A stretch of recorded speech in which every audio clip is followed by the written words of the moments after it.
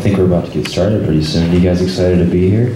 Yeah. I'm excited to have you here, especially my first timers. That's pretty exciting. Yeah, give me a woo if it's your first time. Woo, yeah. Woo. Everybody else, you're all old regulars, but I'm happy to see you anyways. So yeah, as you know, this is the Creative Alliance presents Creative Collab Night. How you guys feeling tonight?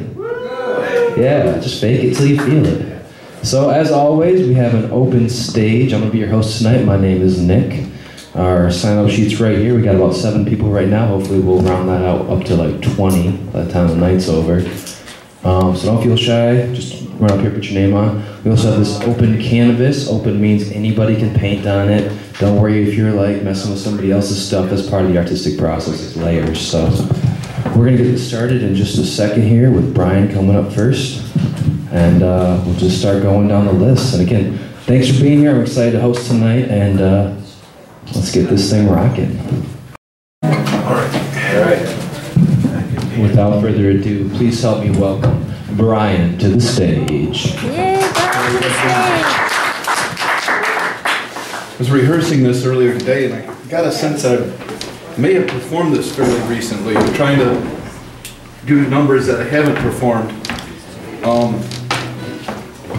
About a year ago, I finally got on Facebook, and I've made contact with some interesting people from my past, including a family that I met in 1969 when I was all of not quite 5 years old.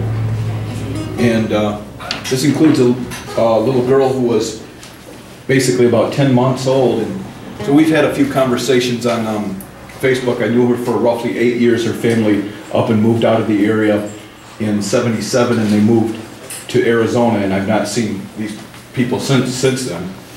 But and she kind of barely, vaguely recalls me. But anyway, we were talking, and she mentioned the winter that we're having, and she now lives in Cheyenne, Wyoming, so they too are having a winter. And she mentioned that when she did live in Michigan, she had experienced frostbite, and it came about by her folks locked her out of the house, and this is a small girl, and so anyway, that kind of harkens to the opening line of this song, which I wrote quite a few years ago.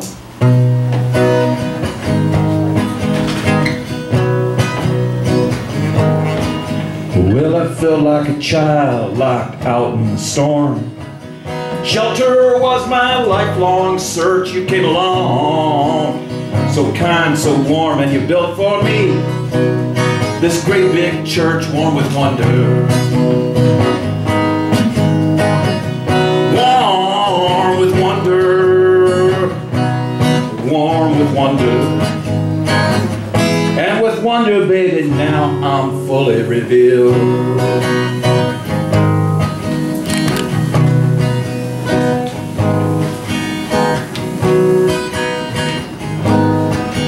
Well, you showed me a strength that was so intense. Part of me wanted to hide.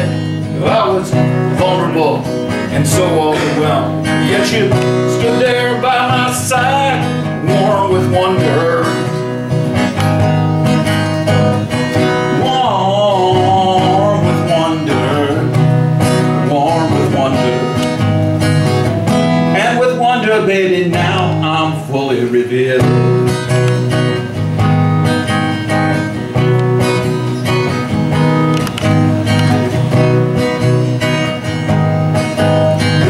Strength in me that gave me purpose. All my fragments are whole. I worship you in an ancient service, wearing nothing but my soul, warm with wonder. Warm with wonder. Warm with wonder. And in wonder, baby, now I'm fully revealed.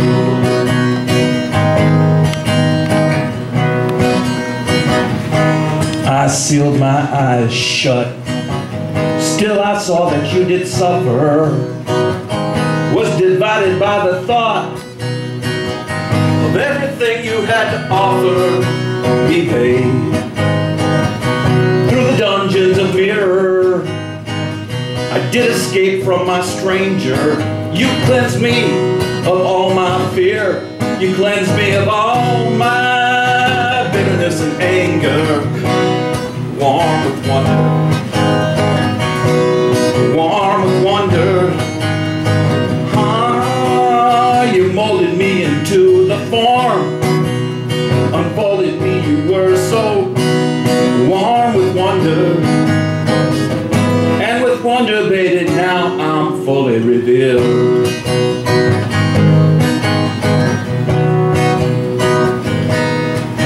Now I face the storm and I face the thunder with all my magic concealed. You showed me the form of the spell I was under. When I came to you, fully revealed, warm with wonder. Warm with wonder, warm with wonder. And in wonder, baby, now I'm fully revealed. I'm fully revealed. I'm fully revealed.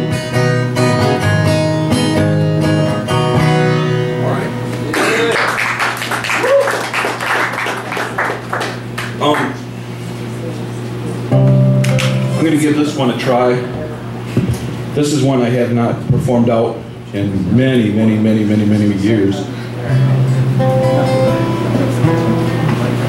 I remember performing this out about 13 years ago with a group of older people, and they were more, I guess they were more folkies, and they kind of were of the mind that folky songwriters should write songs about kind of I don't know, warm fuzzies and stuff like that. And no more warm fuzzies. I have no problem writing those sort of songs, but the thing is, as a writer, and I'm in a room with a lot of writers, is I like exploring all kinds of territories. So this was written from the point of view of a, you know, I write as a singer-songwriter, I draw from folk influences and folk rock, and usually the rock songwriters tend to always put themselves over as heroes, and you know, they can't be bothered with exploring anything else. Anyway, this song's called Betrayed.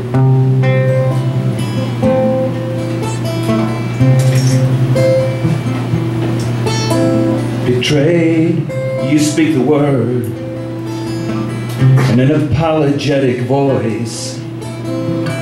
Well, I can't say I blame you. In fact, I gave you no other choice.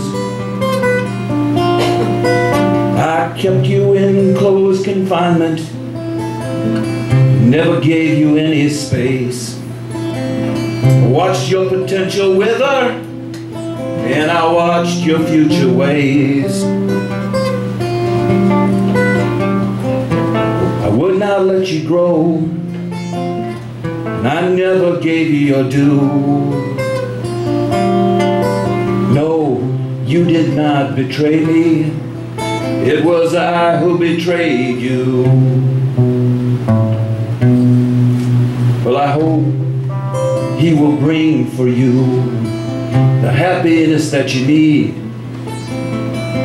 Every time you try to show your feelings, I just sit and watch you bleed. But you tried so hard, went to such extreme length. That night you chose to leave me, dear. That was your biggest show of strength. See, I was so self-centered, and in that sense, I was never true. No, you did not betray me. It was I who betrayed you. But I wake up to this emptiness. I lie here and I think I held you back with stinginess, and I kept you on the brink. You might have held out longer, but I put you through such hell. Well, it turns out you just grew stronger, while I was the one who fell. My faults were so many, while your faults, they were so few. No, you did not betray me. It was I who betrayed you. Yeah.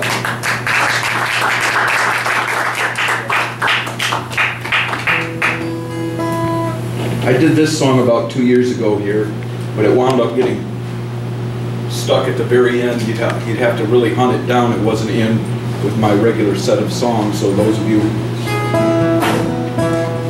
But the idea of this, performing this song, kind of comes about by some postings that have been put together by some of our, one of our friends.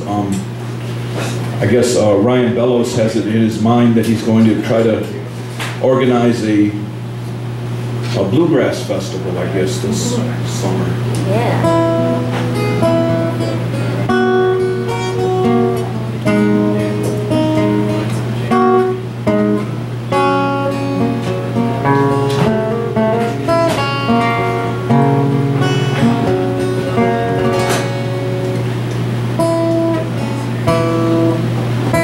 Daughter of water running so smooth, widow of the wind bringing chill from the north, father of fire set bloom to the autumn leaves as Mother Earth beckons us home from the porch.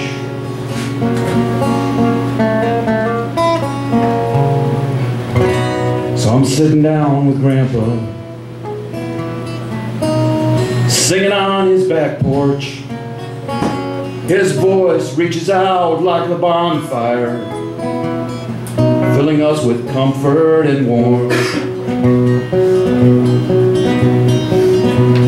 Sitting down with Grandpa, singing on his back porch. His voice reaches out like a bonfire, filling us with comfort and warmth. Shed my skin like the white rat, escaped from a laboratory. Fill these lungs up with clean mountain air as his banjo sings a story. And sitting down with Grandpa, singing on his back porch. His voice reaches out like a bonfire, filling us with comfort and warmth. 117 elements tacked up on the biochemist's door. We're transformed down that mighty river to a place where all you need are four. People, all you really need are four. Sitting down with Grandpa, singing on his back porch. His voice reaches out like a bonfire, filling us with comfort and warmth. And Grandpa conjures up past spirits like those fireflies conjure up light. His voice channeled through the wind chimes, and through his banjo ring on through the night. Let that banjo ring on through the night. Sitting down with Grandpa, singing on his back porch. His voice reaches out like a bonfire, filling us with comfort and warmth. Thank you, guys. Thanks. Yeah.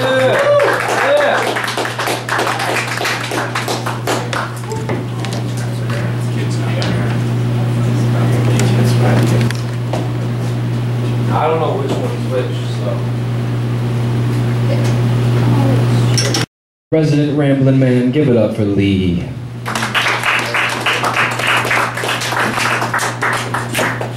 It's good to be down here. Nice to see everybody and new faces too.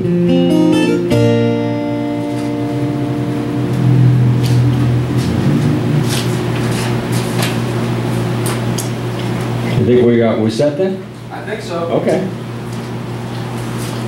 I always have a hard time deciding what to play down here. This is one of the few places that I play where people can actually hear you.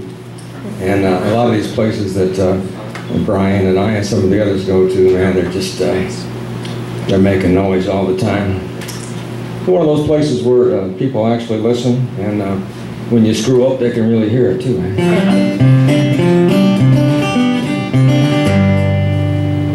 Do this song first. It's kind of a, I don't know how you characterize it, kind of a bluesy number. High heel sneakers, if you don't know what those are, join the club. I don't either. I never had a pair.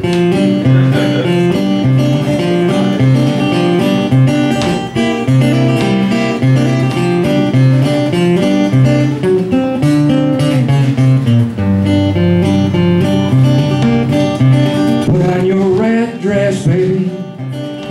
Put that wig on your head. Put on your red dress, baby. Put that wig on your head.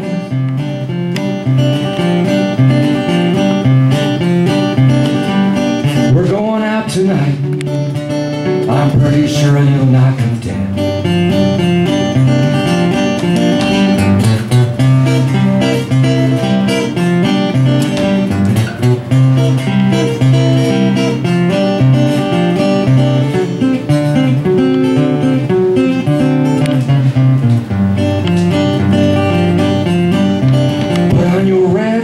Baby, we're going out tonight. Put on your red dress, baby. We're going out tonight. Bring along some boxing gloves in case some fool might want to fight.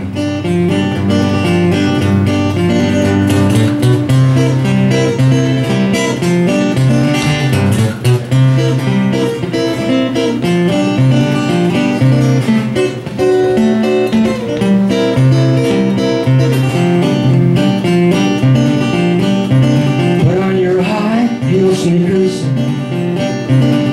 put that wig on real tight. Put on your high heel sneakers, put that wig on real tight.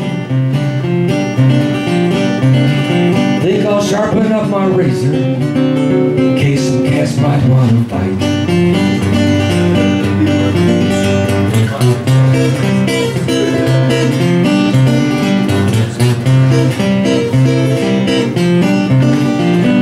Sounds like a fun night, huh? Boxing gloves and races.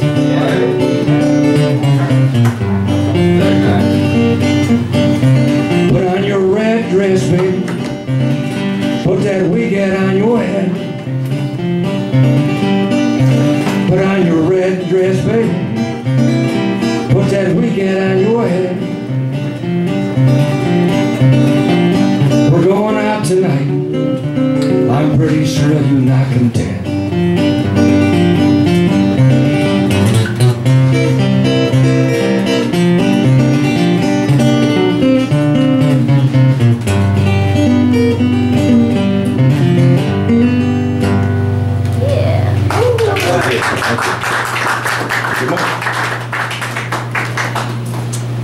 I don't even want to talk about the weather, man. It's all we hear about, and it's been sorry, huh? Yeah, nothing to brag on there.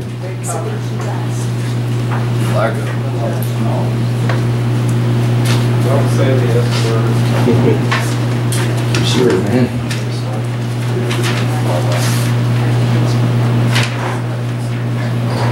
And a couple of songs here I don't normally do, so definitely will need to maybe glance at the words. This song here is called Can't Nobody Love You If They Don't Know Who You Are. That makes sense, don't it? Yeah. You think about that for a second.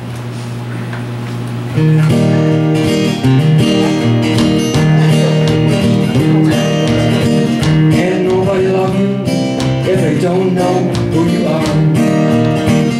You can't get on TV if you ain't some kind of star.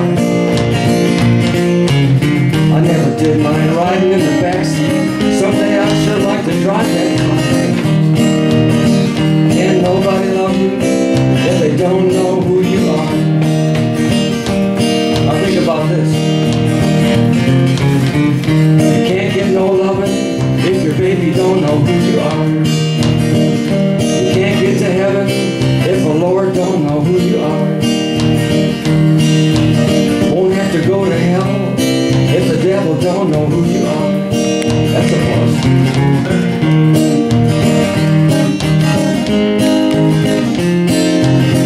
Can't nobody love you if they don't know who you are.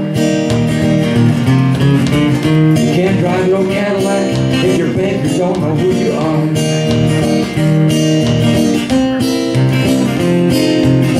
Bring it a little bit closer to home. Can't play no open mic if Nick don't know who you are. That's right. Can't get your video posted if Jenny don't know who you are. Can't get no coffee if the good things if Jerry don't know who you are. So if you're thinking of standing in the shadows, step on out and say who you are. Can't nobody love you if they don't know who you are. For those of you who are listening to the song, you might have been thinking, that chord progression sounds a little familiar. And it should, because I stole that from Arwood song, Alice's Restaurant. You can get anything that you want at Alice's Restaurant. You can get anything that you want at Alice's Restaurant. You just walk right in, it's around the back. Just a half a mile from that railroad track down there. You can get damn near anything you want at old Alice's Restaurant. Right, Brian? You've done that. I don't feel too bad about stealing the chords because actually that progression is a very common progression. It's been used in hundreds of songs, and for all I know, Arlo might have stolen it too. But the main thing you have to remember is that can't nobody love you if they don't know who you are. You can't get on TV if you ain't some kind of star. I never did mind riding in the backseat. Someday I'd sure like to drive that car. Can't nobody love you if they don't know who you are. Can't nobody love you if they don't know who you are. Thank you much. I kind of like those silly little songs. I don't know, it kind of suits my personality sometimes, I guess. This my next song and last song is, usually I know who the artist or the writers are, and the artist in this particular song, if I knew it, I forgot it along the way, but it's called It Hurts Me Too. Actually, when I heard it, it was kind of a slow blues number, but you know how you can take things and change them up to suit yourself. And that's what I did.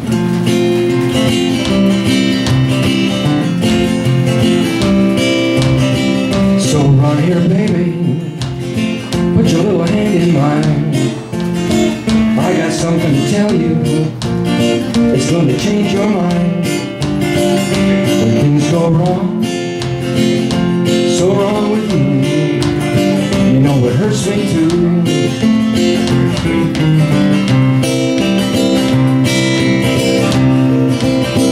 Now when you go home and you're all alone, come back to me, baby, this is where you belong. When things go wrong, so wrong with you, you know it hurts me too.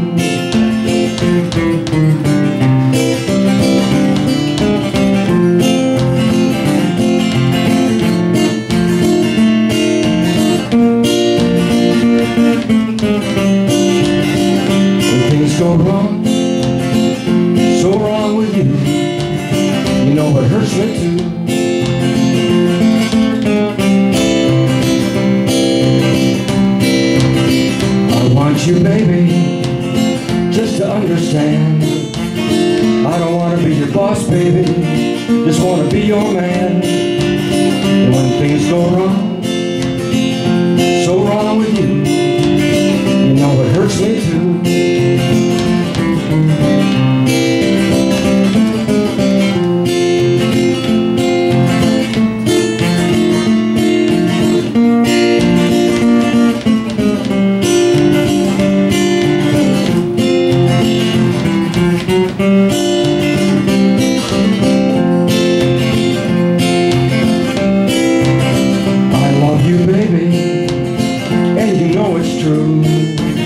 I wouldn't mistreat you, never walk on you.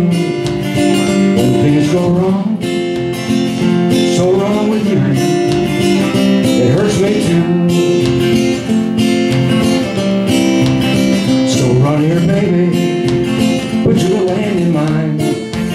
I got something to tell you, it's gonna change your mind. When things go wrong, so wrong with you, it hurts me too. When things go wrong, so wrong with you, you know it hurts me too. Yeah. Thank you so much for your attention. Appreciate it. Pull the plug. All right. Thanks, Nick. Good setup there, man. Today I'm going to read a piece of my book, Remembering Flint, Michigan. I shall show the cover for the camera. Yeah. Okay. Yep. I got it. Okay, and this is inspired by a lecture that will be on Friday afternoon over at U of M Flint. In fact, I brought a printout. I'll pass copies along so you can read it and look at the illustrations, of which I included them to Jenny so she can put them in the appropriate places on the video when it appears both in the Flint Underground channel on YouTube and eventually on Comcast Channel 17 Monday evenings at 6. So I'll pass these around. 2 for the front, 2 for the back. There's a good light.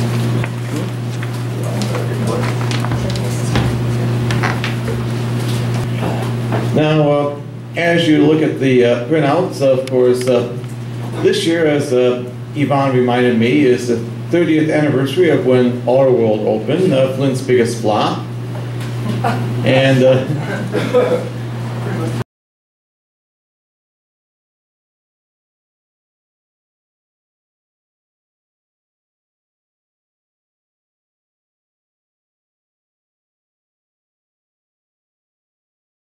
my piece is called Autoworld. It seemed to be a good idea on paper. On February 23rd, 1997, the former IMA Auditorium, the last standing building of the failed Autoworld theme park, was imploded. The implosion was, like Autoworld, a disappointment to the general public. Actually, the explosive charges did their job, making it much easier for the demolition crew to clear what was left of the old IMA, a well-built structure with reinforced concrete stands holding gigantic trusses that kept their shape after the building was imploded. The Industrial Mutual Association built the IMA Auditorium in 1929 for $1.2 million on the former site of the Randall Lumber and Coal Company, previously the site of the Crapo Sawmill. Seeing more than 6,000 people, it was the premier venue for concerts, stage shows, dances, lectures, sporting events, exhibitions, and the Shrine Circus for decades. The IMA Auditorium never made a profit in the entire 50 years it was in operation. Changes in the automotive industry brought about by the late 1970s energy crisis brought changes to the IMA. But more significant was the loss of the IMA's vending machine and food service contract with Buick, a contract it had since 1917, but which ended on April 1st, 1979. So the IMA could no longer afford to operate large arenas. The IMA Auditorium officially closed on June 18, 1979. Its final major event was a June 1st concert by Peter Frampton. The last event before closing was a benefit country music concert on June 17th, with proceeds going to the Fraternal Order of Police. The co-owned IMA Sports Arena now the privately run Pirani Arena and Event Center, was turned over to the city of Flint. The closed auditorium was sold by the IMA to the Mount Foundation for $2.4 million and incorporated into Arwood, which began construction in 1982 and opened in 1984. The original concept was devised in 1969, and by 1971, an Automotive Hall of Fame had been proposed. Many changes to the proposal were made before ground was broken on Arwood. Nearly half of Arwood's construction costs were paid for by the Mount Foundation. Noted amusement park operator Six Flags operated Arwood, which opened on July 4th, 1984, with much ballyhoo and fanfare. City leaders predicted it would double or triple the area's tourism. Unfortunately, the indoor theme park couldn't decide what it was. It had elements of a theme park, a science center, a festival marketplace, and an automotive museum. TV commercials that aired regionally made Arwood seem like an amusement park, but it did not have thrill rides. The rides it did have were disappointments. It did have bumper cars and a historic carousel. Needless to say, the number of paying visitors did not meet projections, and Arwood first closed 6 months after it opened. Six Flags reopened Arwood in 1985, adding additional attractions, including Summer Magic with outdoor entertainment and a Ferris wheel inside the dome. But after another disappointing year, Six Flags pulled out. Some believe that Six Flags' approach to Arwood's business model was a factor in its failure. The IMAX Theater briefly operated on its own, with only the one-to-wall historical exhibits open. The rest of Arwood was sealed off. It did open occasionally for special events, but it had closed for good by 1994. There were many proposals submitted for the Arwood property in 1993 to then-Mayor Woodrow Stanley. They included 2 for gambling casinos, and 1 each for a corporate training facility, a soccer complex, and a game show arena. The casino ideas seemed to be the best at the time, according to Stanley, but in November 1994, Flint voters rejected a ballot proposal to convert Arwood into a casino by a narrow margin. This left Stanley and the Mount Foundation with the only feasible option of expanding the University of Michigan Flint. But the university was only interested in the land, not the buildings on the land, thus sealing the fate of Arwood and the former IMA Auditorium in 1996. The Mount Foundation covered the cost of demolition, which began on January 3rd, 1997. The Arwood Dome and the former IMA Annex were demolished by conventional means. But the demolition contractor, Best Wrecking of Detroit, decided that the old IMA Auditorium was too sturdy a building to demolish by wrecking ball during the cold winter months. It hired a subcontractor, engineered demolition, to implode the building with explosives. On the morning of the implosion, 10,000 people showed up. Most of them were at Windmill Place across 5th Avenue from the Arwood site. The rest, including me, stood on the Saginaw Street Bridge. WGRT covered the implosion live beginning at 8:30 a.m. that Sunday, so before leaving to see the implosion, I sent the VCR to record the event, which WGRT called Boom for Growth. Reporter and weekend anchor Joel Fike covered the implosion from the bridge, so I saw his live reports that Spike gave them. As he covered the previous implosion in Toledo, he warned the crowd to expect a loud boom which could be felt and a thick dust cloud. After a minor delay caused by a security breach, the explosives went off at 9:05 a.m., beginning with the southeast corner of the IMA and moving in both directions to the northwest corner. I felt the shockwave in my chest. The bricks came down and the huge trusses dropped from front to back with the developing dust cloud. The chimney in the back billowed dust, and when the explosives went off in the back, the chimney slowly teetered before it tumbled. The crowd roared its approval, but when the dust settled, disappointment set in. The huge trusses had kept their shape, and part of the back wall is still in place.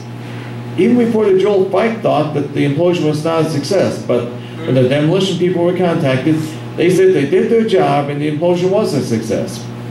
The IMA Auditorium did not have a basement, so when it was imploded, the debris had no place to go other than to pile up on top of itself. The wall was left standing intentionally. The demolition crew thought the debris would keep it standing anyway. The implosion made the job of clearing what was left of the IMA much easier. It took about 3 weeks to clear the site. The IMA bricks were sold as fundraising mementos, and someone marked for use a memorial at IMA's Brookwood Golf Course that apparently wasn't built because the bricks were in poor condition. Materials that could not be recycled were sent to the Venice Park landfill in Shiawassee County.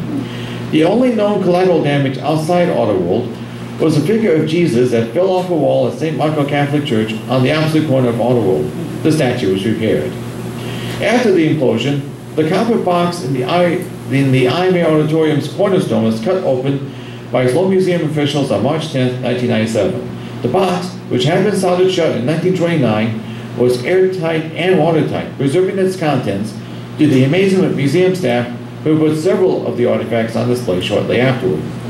The William S. White building, named after the Mount Foundation official who was, ironically, an Arwood booster, opened in 2002 on the former Arwood site. Now, just in case you haven't come across this book, it's available for $19.99. Go ahead, audience. Oh, $19.99. That's right, only $19.99. It's available at local bookstores, also at the Sloan Museum's gift shop, and Flint Institute of Arts gift shop. I was at the last art walk. I noticed that Pages had a couple of copies on hand, and the book is also available through the usual online sources, including Amazon. And I also have copies of the book in my car, just in case you're interested right now. Yes, Yvonne? Okay, I just wanted to add, did you tell them, maybe you did, about that meeting that's going to be going on this? Oh, yes, I did. To remind you, that meeting at the University of Michigan Flint is at 4 o'clock, and that's... You want to read? Okay, I'll read the whole thing.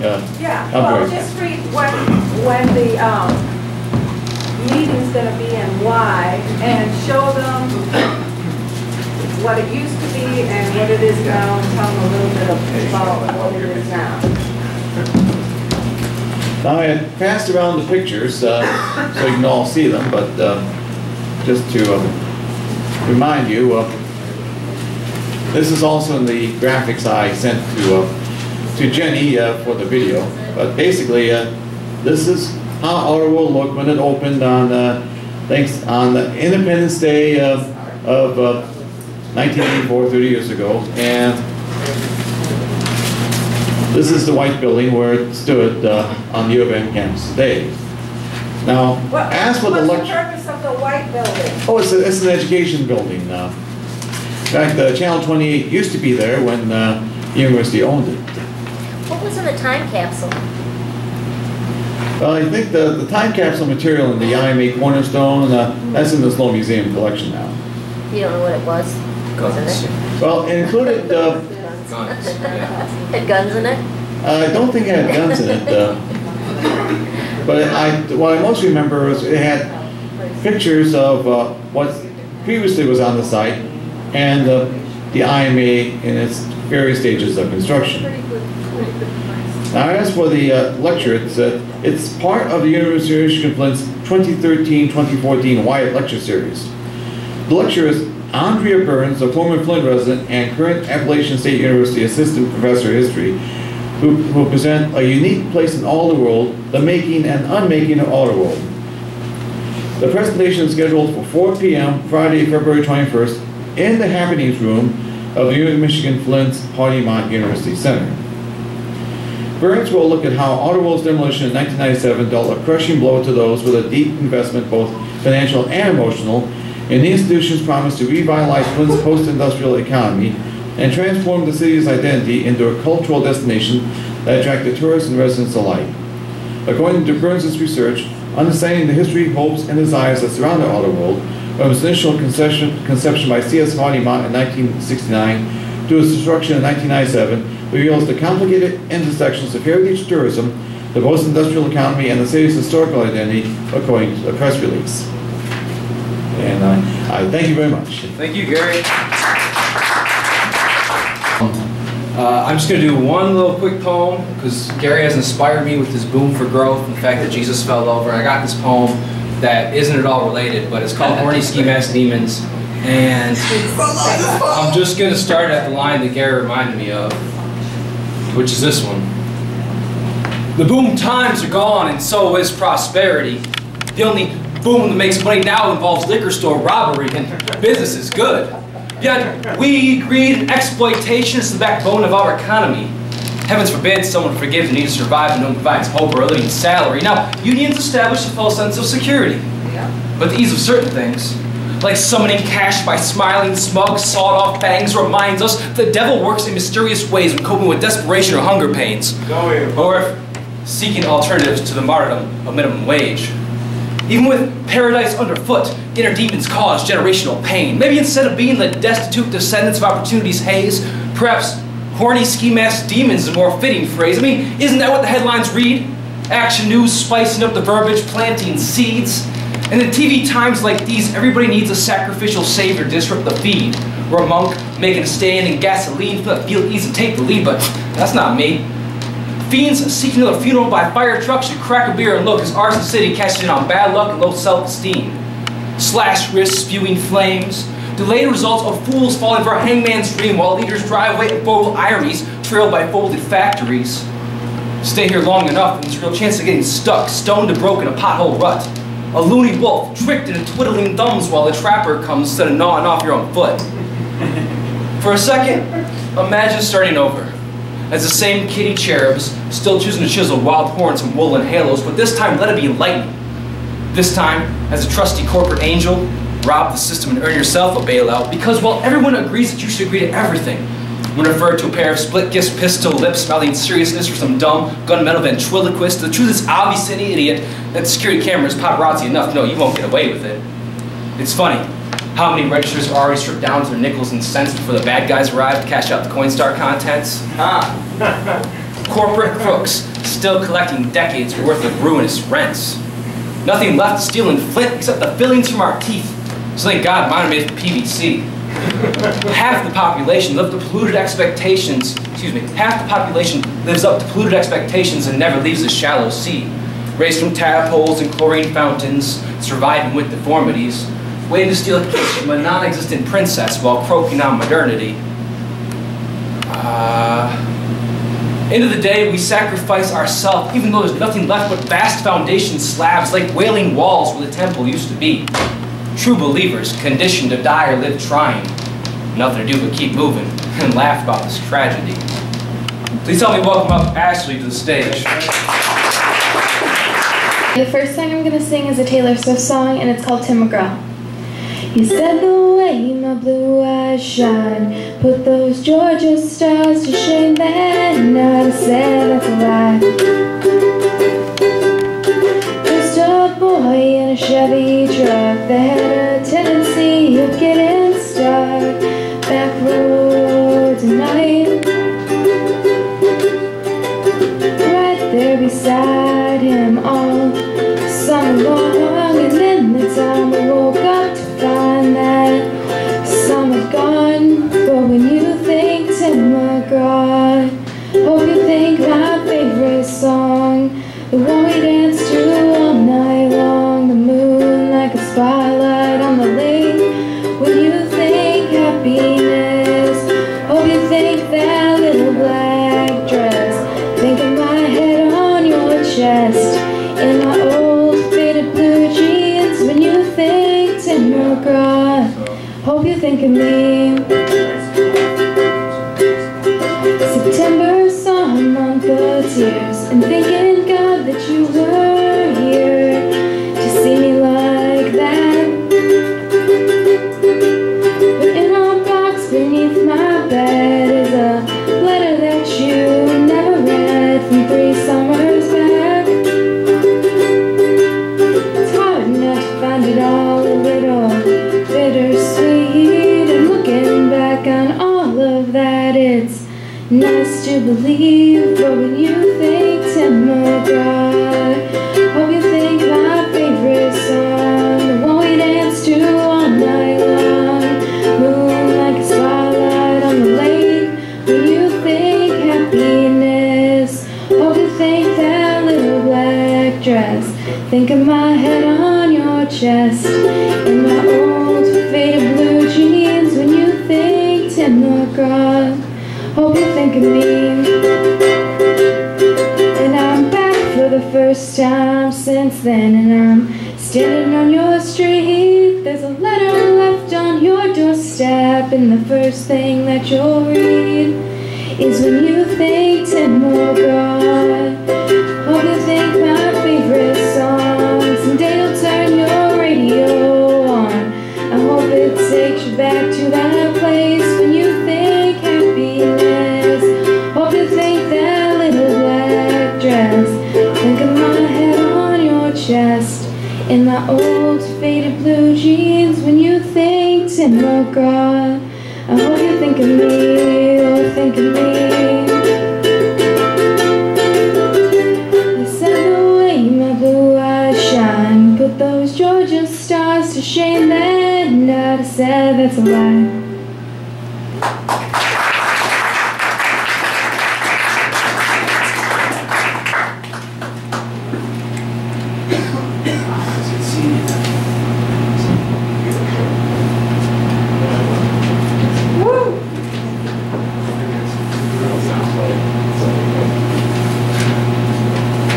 And the last song I'm gonna do is called Fall For You, and it's by Secondhand Serenade.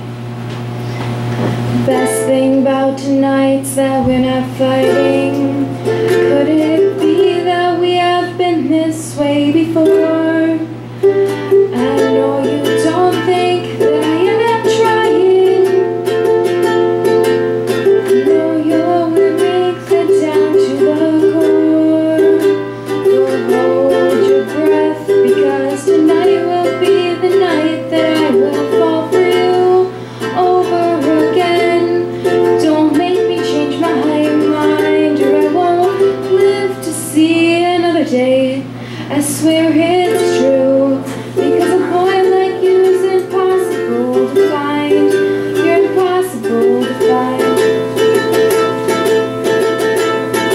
This is not what I intended. I always swore to you I'd never fall apart. You always thought that I was stronger. I may have failed, but I have loved you from the start. Oh, but hold your breath, because tonight will be the night that I will fall for you over again. Don't make me change my mind, or I won't live to see another day. I swear it's true, because a boy like you's impossible to find. It's impossible to find.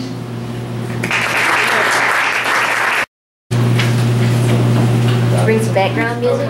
That's right? Yeah. Is it your background music? that you Yep, made? it's from my CD. Okay, cool. To avoid either silence, and it's a good timekeeper. And it can also kind of promote your CD. Yeah, it's like a Tell us plug. about your CD. Where is it available? Are you recording? Yeah.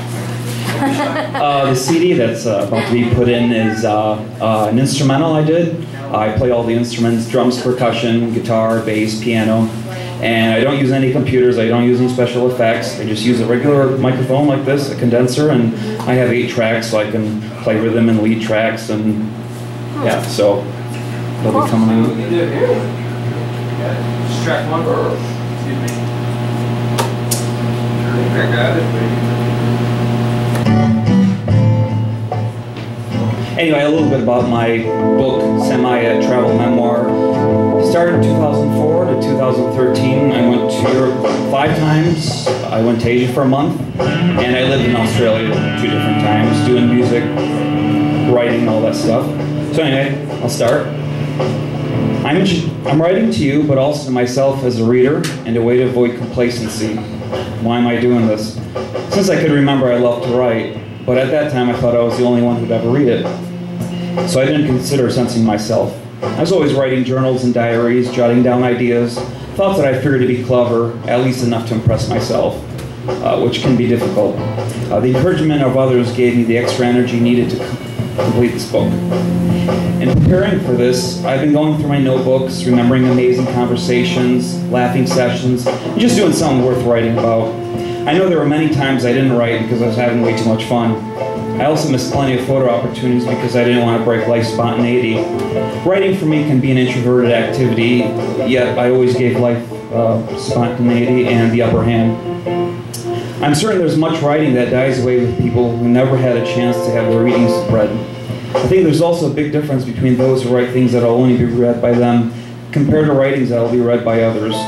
There might be unfavorable effects to writing because of your consciousness is aware that the others will be reading and vulnerable to influence, but to what degree? I try to find out the way we are and to question our motivations. I try to quantify things by avoiding misleading labels in an effort to bring about more understanding. When someone uses an adjective, you arbitrarily set the boundaries. On the subject of countries and economic systems that greatly affect our lives, no country's ever experienced complete capitalism or communism, even though we were led to believe that our lives were in constant danger because of some invisible enemy called an idea. Political arguments amongst people from all over the world were sometimes incorrect from the start, and further perpetuating myths and cliches, especially when there's no consensus on not only the source, but the terminology. I think a lot of truth got lost when it's transformed into an egotistical sports match. For example, if you tax one's religion, they might personally take it personally because they've made it their own religion. I've been asked the question if I believe in good. I don't know. I don't know if I believe in God. I believe in good. There's a lot of similar questions with only prompt and I don't know. Rules of ethics will play a factor in writing this book, and I just hope I don't omit too much information. I have to expose myself in revealing my thoughts to some people who I might not know too well, and some people I know very much. Knowing what to leave out is half the art. I'm sure my writings are influenced by those I've met to varying degrees, depending on a relationship. Different people bring different parts out of you. I'll never stop thinking, so I'll never be completely content. My position might change, but my role might stay the same. Everyone has a story. Some just wish not to talk about it and make a record of it. I'm doing this especially for me. It's been fun reliving the stories I've forgotten or ones I'll always remember, only more detail which takes me back to the past. Even the rawness of the pen marks, things I've scribbled out, or any additional editing I did is interesting to observe. Even remembering what song I was listening to at what place had an impact. Music has no boundaries. I didn't need to know the language when I played in Thailand, for example. It just sounded right, it felt right. I remember someone in Amsterdam telling me that writing things down, since I was always carrying a notebook, gives you an excuse for not remembering. Sounds esoteric, but I don't want to forget, I want to remember. Even though my friends will tell you I have a great memory. I'm not going to attempt to make this as long as possible to give this merit. Another thing I won't do is spend 10 pages telling you how crisp the air is in the kitchen. If it doesn't affect the story, I'll simply leave it out. Credibility shouldn't be given accordance to length.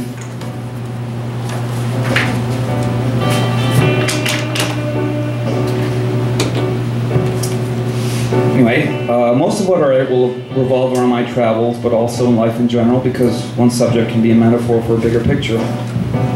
Traveling consists of people, and they come from different countries, cultures, viewpoints, climates, political beliefs, circumstances. Everyone has certain motivations why we end up where we are, which in itself is interesting. But where the people come from doesn't matter, it's they who matter. First impressions can be deceptive. Most of the people I met overseas spoke English as a second or third language, and I've witnessed so many misunderstandings. I think it's better that we look at the better parts of people. Like I said, labels are misleading anyway. Terms set absolute definitions, and nobody is all or nothing. But it's easy to get stuck in that lazy thinking of generalizing, and those inaccuracies sometimes get passed along people in certain settings. Sometimes our perceptive antennas will wait for the opportunity to present itself, giving us an answer to the unknown, which is convenient, but could also be false. With the internet and the emergence of social media, we have a new online persona, but also an international persona as well. Some of us might change when we're in places that we're comfortable. Don't always believe what you hear, but also question what you see. And in a world of a billion of examples, I would avoid using the extreme outliers of past for his knowledge. There's nothing wrong with doubt. It should be a sign of strength. But I'm doubtful for those who have all the certainty in the world. A lot of my interest exists in comparing our evolution. There's a big difference from when I started overseas in 2004 to compare my last trip in the spring of 2013. Has technology separated us from organic existence and also from each other? I think they've caused a lot of distractions. And for 99% of the Earth's history, we didn't have airplanes for our improved social mobility. And with this, one would think that we'd have a better grasp of understanding. I think through our special interactions, a little bit of the people who come in contact with us rubs off on you, like color and paint, and also how they mix. To those people who are more significant in your life, the more significant their personality rubs off on you. When we engage in serious discussion, we then have to reevaluate our own beliefs, as long as we're curious. And the more in-depth the conversation might be, the more we have to dissect. Asking ourselves where we stand, developing more specific understandings. I think it's interesting that backpacking is a very new phenomenon. In the past, people had to take a ship, sometimes not even making it there. My point is that our interactions were so limited that for millions of years, we've been working on assumptions. One would think that we'd be much further ahead in terms of our mental evolution. I'm curious, hence my urge to literally search for a great conversation. I've had plenty of them, life is long, and there's plenty of curiosity to fill.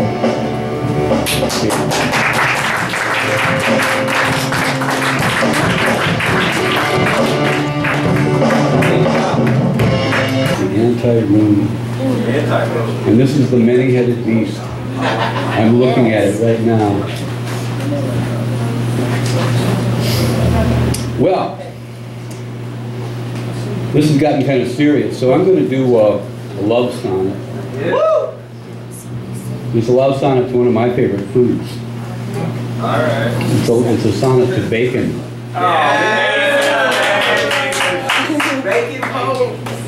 Oh, my bacon, my sweet bacon, how I love you in the morning with my 2 eggs. And willing you be quite my ardent fry, with magic from between a porker's legs.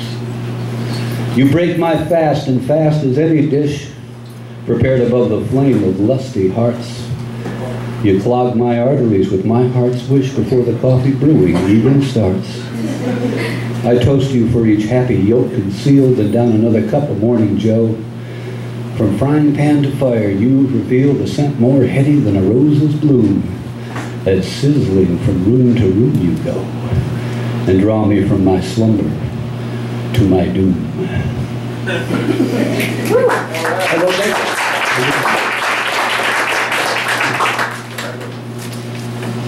Yeah, there's a danger of communism, all right. Danger of communism. This is called Dame. You might recognize her. Maybe you know her. She actually exists. Her mansion rises from the palms alone. The desperate green of envy and the gap apparent on this hectic afternoon between the wolf and Shih Tzu in her lap. The charities assault her tiny phone as avocado lingers to seduce the fly. She glibly mobilizes crab rangoon on $1,000 plates to satisfy. And in between, one daughter calls to ask because, well, as things are, she can't stay there. Of course, she takes her love up like a task, another little drug-related mess. Indignities and dramas we must bear, exquisite clothes that hang when we undress.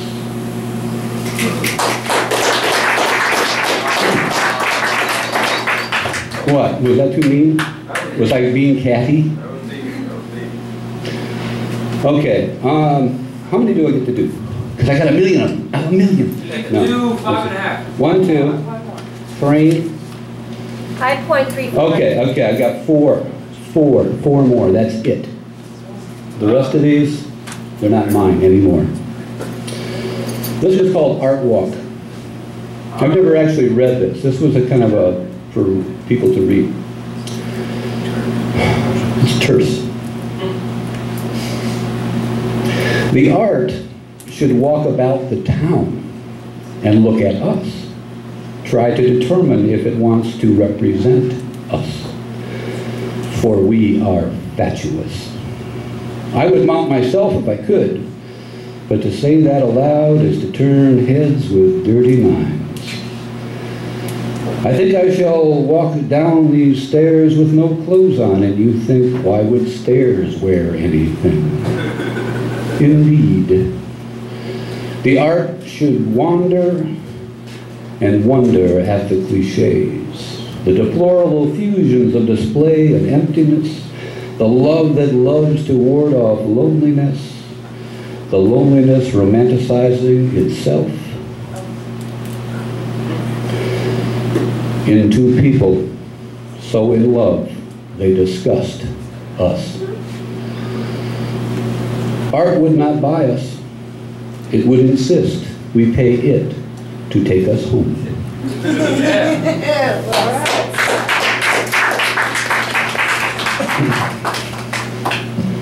I'm kind of a misanthrope. I don't know if that came through.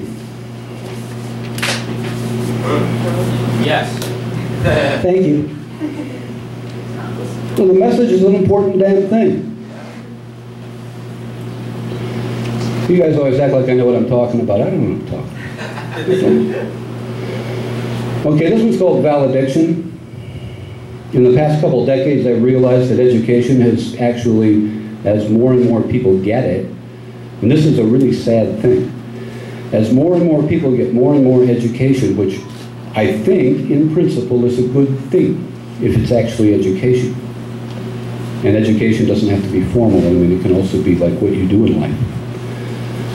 That ultimately, the more people that get the formal education becomes devalued because of the way the system was originally set up. So there's a certain weird impossibility. We can't all have it, or it doesn't mean anything. And in that sense, it's equatable to wealth. This poem was sort of written in my head as I watched one of our sons graduate from a high school. It's called Valediction. Returning is like moving downward in a way. Down the old main drag. The White House was built before some war. Mad Bob's barbershop where hair just doesn't make sense anymore. And the town high school, so like a mental institution on the outside, so like concentric rings of bell on the in. How we squirmed on that hot June day in loony abstractions of medieval attire, many of us naked beneath us. One is always naked underneath. Both prank and air conditioning at once. The synthesis they'd hoped we'd learn. The class president's address reflected upon the Board of Education, as did the Medal Visitor's son. Sorry about that. As did the Medal Visitor's son, Visitor's section, return the light of that other sun that would also sink into the profane city some miles away. Returning, we find more than distance between this gridiron and our progress so far. Professions dependent as great jewels that sway from the bosom when avarice leans in privately to say precisely what our hearts convey. Enter unto heaven, all ye that exit here, with enough words remembered from the book to explain the rain of lapses and events, the promises that fly from lips as if they speak for us, the lies that like an amber will preserve the feelings of those betrayed.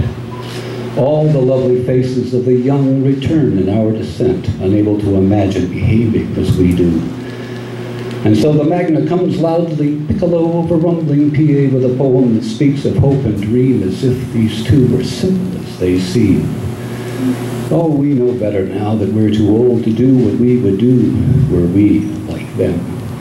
The future's ever near, an ugly sound that stops just once when one is in the ground. Today, before our God, the squares on the playing field tilt and nod, the pros and cons of future news that now and here, and not for long, have everything to lose.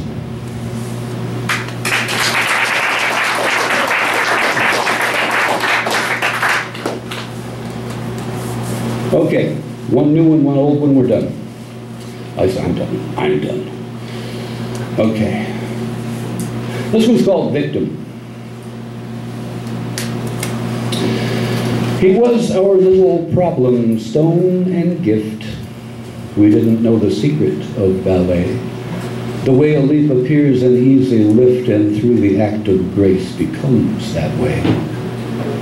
We had it all in pieces, like some bones that do more now than when they were alive. They activate more vehicles and phones because of how a senseless crime makes sense.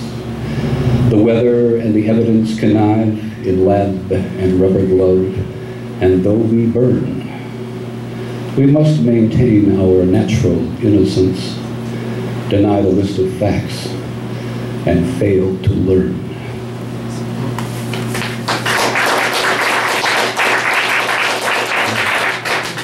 Okay, this is a good weather poem. It's sort of like a ceremony for a change.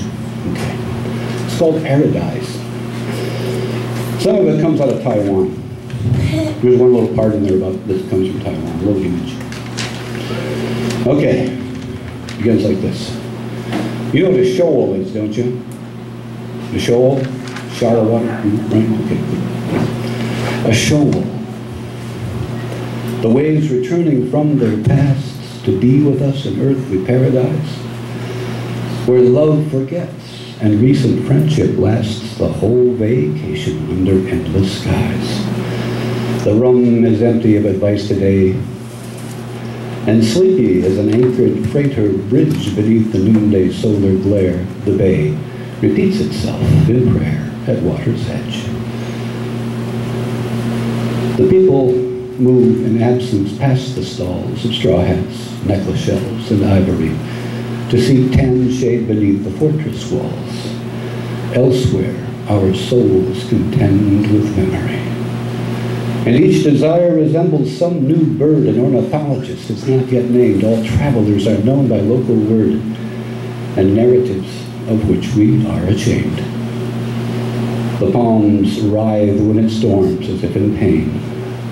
One stands beneath the roof and feels the spray come off the eaves as warm as blood. The stain of evening on the water fades away. Thank you.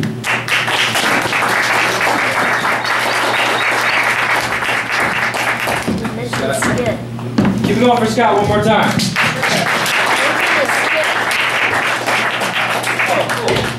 All right, we got one of our regular poets come up to the stage. Please help me welcome Alex Markoff. Mention the skit. No. Okay. Hello.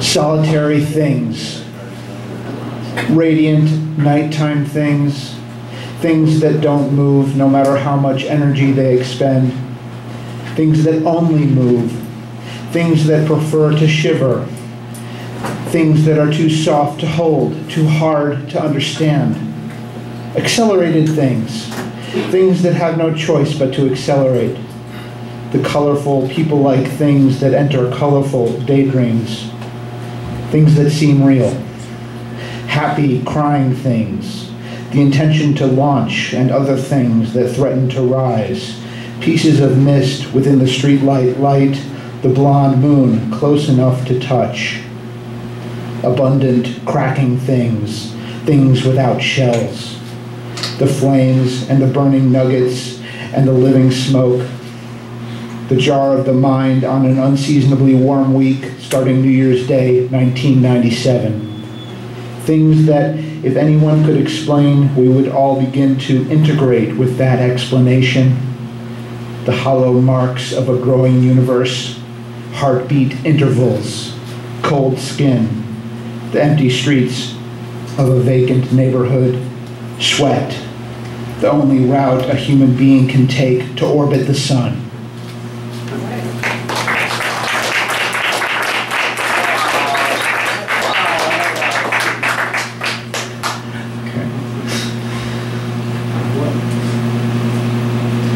The split.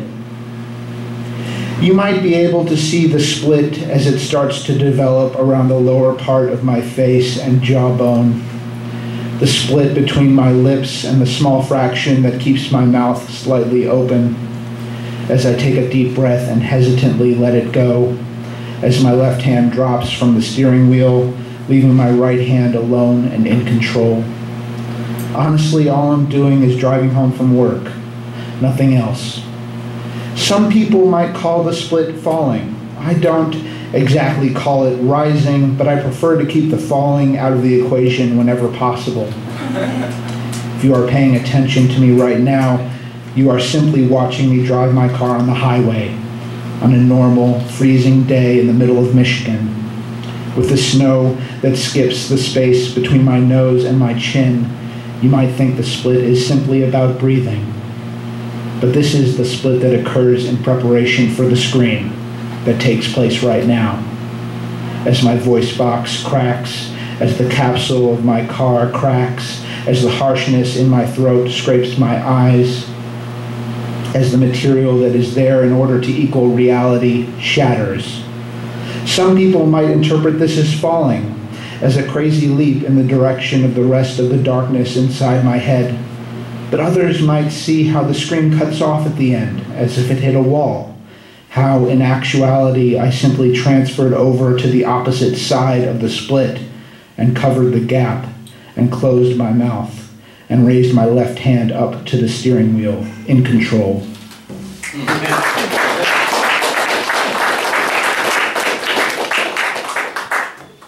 Destructo Man. Few things are more soothing than the quiet urge to destroy. Not everyone possesses the tendon that straightens gently upon the handling of the subject of the urge, and few people are consumed by it, but almost no one has never at least tested it. As a 3-year-old, I was unaware of anything other than the stone in my hand, when, like a leaf in the wind, I rushed inside and hurled it at the television, leaving a small stone-shaped crack. On the surface of the framed succession of moments, the colorful flashes of each program. That was when my dad gave me the nickname Destructo Man, a tired smirk on his face. A year later, for my birthday, I was given a brand new toy robot, a smooth plastic thing, which seemed too niftily put together to withstand the sharp edges that composed it. And so I slammed it against the wooden floor, picked it up, took it into my hands to observe it. I had committed this act before, but this time I felt guilty. I felt almost like crying at the broken pieces that had inspired such guilt. And so I slammed it again and again until it could no longer emote, be punished for the harm it threatened to inflict, or tighten.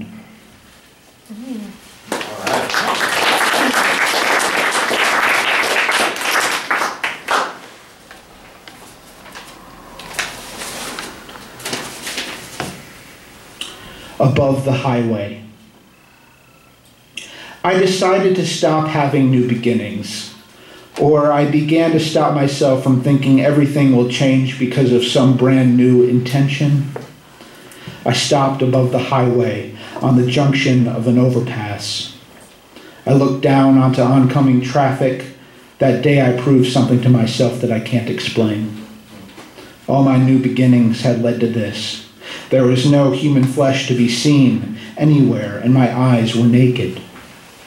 The drivers wore dark sunglasses as they continued on, taking their individual breezes with them, each time with an unpredictable force.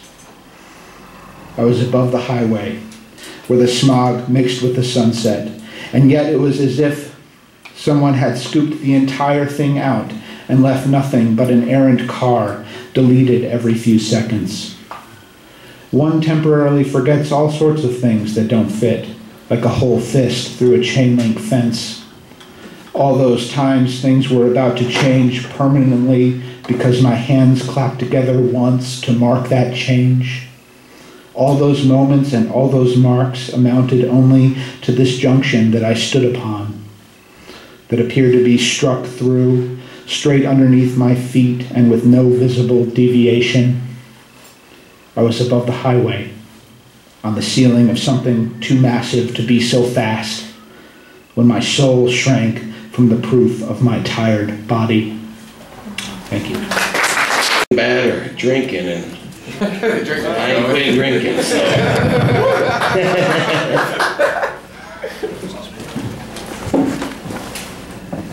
All right, this is going to be a surprise to me as much as it is to you. I have no idea what I've selected here. All right, this is called I'm Reaching Another Back Cover. There is no greater feeling than filling up another book with scribbled jottings. I've never trusted a writer who has completely forsaken the feeling of flowing ink across the pages of paper and instead settles absolutely for the cold tapping of computer keys.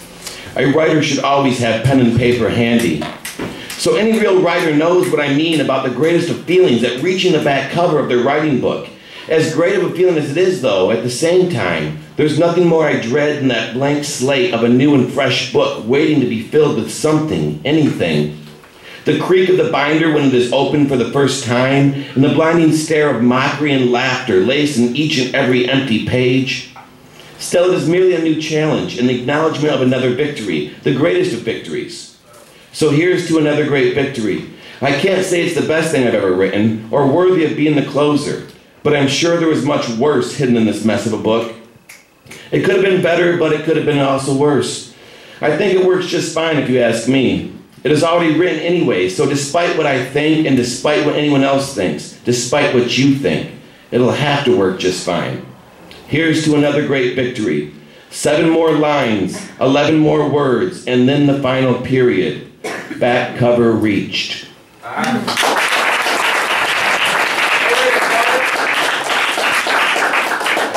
All right. Don't be nice. I'm about to be mean to myself. I have no idea what this is. Let's see. Oh, you deserve it. This is called, I can't read my own writing. Let's see what it's called. Chicken scratch. Chicken scratch, no, stay gone.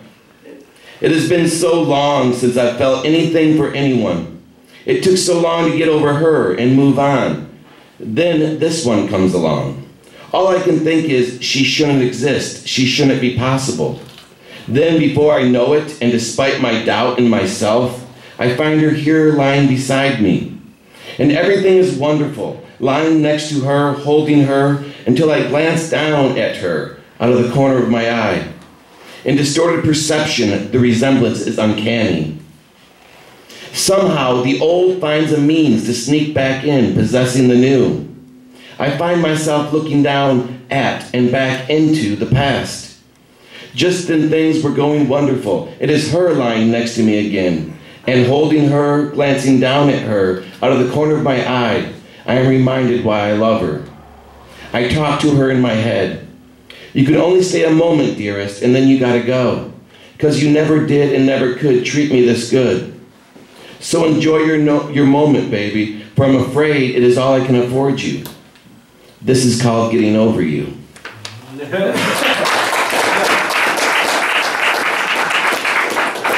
All right, this is called The End Justified the Means. I dealt with women the same way I did my poetry, with hard work and a whole lot of patience. I would wait for perfection, letting several pass on by until the perfect one worth the time spent would come along. Then I would go to work.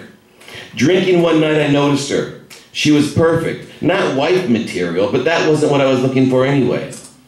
All I wanted was somebody worth the effort for but an eventual night to keep me going until the next one and another eventual night. This one matched the description. She was perfect, so I went to work. In the periods of encounters that followed, I treaded carefully with plotting and planning. Everything was for that eventual single night. During conversation, I would hint at what rested between my legs, as if it was perfection of phallic genetic modification. I was smooth and careful with it, though, never quite saying so, but leading her to believe and make it so herself. I used and chose my words carefully and perfectly, playing everything just right, enough not to scare her off by appearing to be too egotistical, yet still reeling her in with the power of curiosity. I spoke of nights I would use my fingertips to scribble sonnets and poetic verse across her body, making love with each loop, swoop, and curl of every vowel and consonant, as well as times I would bang out the words in frustrated and angered writer's block. Sometimes I was really on, a really Don Juan. I'm willing to admit, though, that there were also moments I failed completely. In the end, I got her. That one night arrived, and my hard work paid off. When I finally got her in bed, I think I might have lasted a good 10 seconds tops. And that's being generous. What can I say? I might be a horrible lover, but at least I'm one hell of a good liar. Yeah!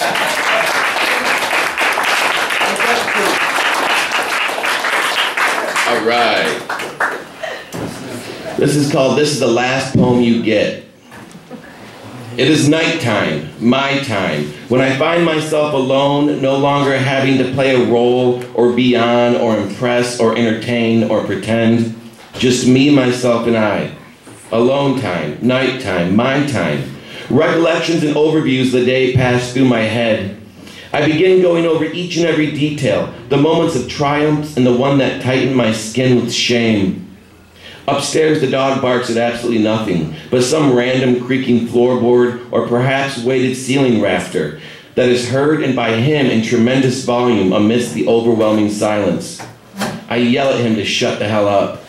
He is interrupting my train of thought, along with the ringing in my ears that comes with complete silence. He knows the tone of my voice and goes quiet. When I return to my daily reminiscing, I tread softly over newest of memories, racking my brain to recall each detail and make sense of any hidden meanings.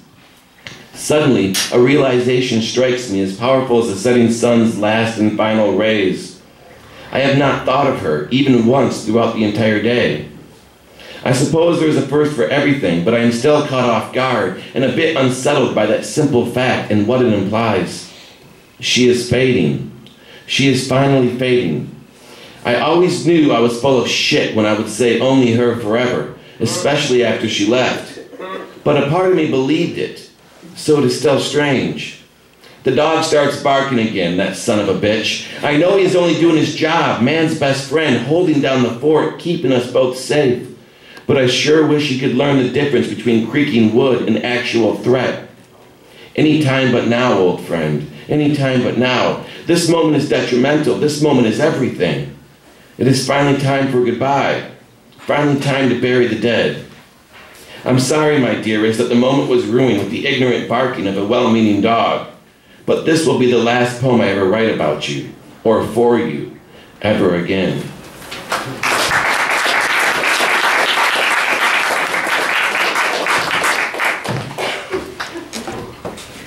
Didn't want to get top of our head anyway. Give it one more time for Nathan. Yeah. We're soulful guys. All right, well, I just want you guys to really, really welcome our next guest. I think it's his first time here. He was the only person in the room that when I said we need more people to sign up, he's like, oh, I'm not even doing nothing right now. I'll just sign up right now. Please help me welcome Cory Taylor to the stage.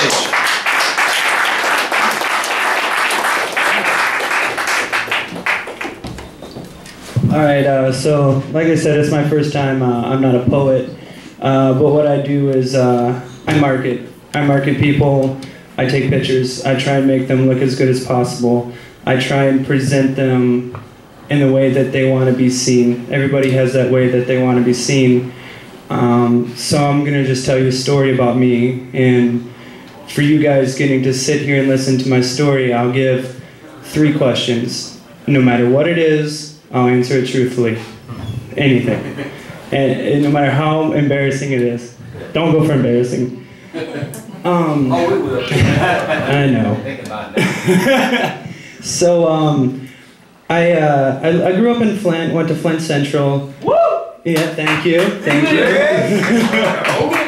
And afterwards, I went to the Army, became an Army Ranger, jumped out of planes for a living, went overseas. After that, I moved to New Mexico, and I was in one of the most prestigious paramedic programs in the world.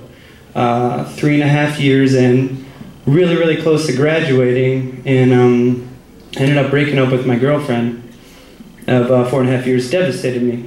And I got a camera, and I started just going out taking pictures on my cell phone. And everyone was like, man, those pictures are really good. So 2 months later, I bought a camera. And fuck, that was my first words. I can no longer be a paramedic. I can no longer pursue this. So fate had it through family emergencies to bring me to this place. I didn't know what to do. I had always tried to avoid this place. To me, this place was awful. And when I came back here, I didn't want to be like my friends who had done anything with their lives. So I decided to take pictures to show people that there's good people like you guys here, like Ken, who does amazing things for artists. And that's what I do. I started Occupy Underground Michigan, and I run it in the summer. It's kind of a non-profit, and that's my way of giving back to my community, to prove to people that there's not bad things in Flint. There's amazing things in Flint. There's amazing people here in Flint. The amount of artists here alone really impresses me. I don't think I've ever been anywhere, and I've been around, where there's that many artists. And I just want to say thank you for all who got up here and give me the courage and continue to give me a passion. So 3 embarrassing questions or 3 normal questions, and thank you. Don't be shy. All right, who has the first question? Raise your hand. Yes, Quinton. What kind of camera is that? This since my first time here, I brought my brand new camera. Nike, I just got it a couple hours ago. A Nikon 7300. Yeah. 7300? Or 5300, sorry, my bad. 7300 I can't afford. Yes, Cinda. How much do you charge to take pictures? What type of pictures? You want a picture? After the show, I'll give you a picture for free. Okay. Okay, there you go. Come on, you guys can do better. How are you going to make any money with your pictures? How am I going to make any money with my pictures? Well, you know, all right, so we'll go 4 questions. I'll give you a bonus. How am I going to make money with my pictures? I already make money with my pictures by giving them for free, by promoting who I am. I've been here. I've done a music video. I made $500 off that. I have made a wedding. I made $150 off that. I've got another wedding lined up for $150. And actually, one more time, I just got shot. I'm nervous, man. Yeah, I got shot. I'm like 50 Cent, but it only happened once, and it was and I got a thing today. Was told that I'm going to be going to Vegas to shoot a wedding for a reality show. So. One more question of an extremely embarrassing nature. Masturbate 4 times a day. I know you guys are wondering. I know you guys wanted to know. Thank you for the answer. So I got one question. Nick? Come on, Nick. Did you ever get over the fear every time you jumped out of that plane as a ranger? Did it ever, like... Alright, so... I think about it as this. My, one of the smartest men I know, do you remember Will Sasso from Mad TV? Looked like that. And we asked him the same question. And he goes, every time I get up there, I pray to God. I say, I'll be good. I'll stop dating loose women. I promise I won't drink nearly as much. And then he says, the minute my feet hit the ground, and his buddy would go, what are you doing? I'm breaking a promise. 6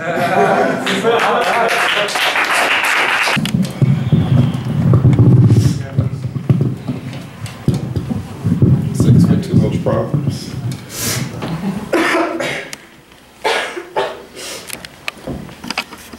I appear when my peers peer into the mirror of an inkwell. I am the point of contact between fingertips and braille, so let's take a stroll down that rail on the road of a thought train, brain mode crossing. Look out for my bars, the featherweights. As the miles per verb rate gains momentum, send him as the memory of unwritten poetry. So man, listen, it's like from Dear John to I Am Legend, get lifted. Words were gifted from Mount Olympus. I'm Pandora's prom dates, being woven within Theseus's thesis. My notebook is my temple. Poetry is the high priestess, so it's time for praise and words. Ship her verb with words to curbside service. Her kiss still makes me nervous and bashful. It's a thing till I drink the ink. It's her liquid courage seems to me. Her poetry is the potency of the coldest seas, like she breathes. And muscles begin to seize and decay until she decrees that she sees today is the day to give life to carpe diem, literally seize the day. And before she gives birth to world like worlds, I appear just like when my peers peer into the mirror of an inkwell. And out comes poetry. Thank you. Yes.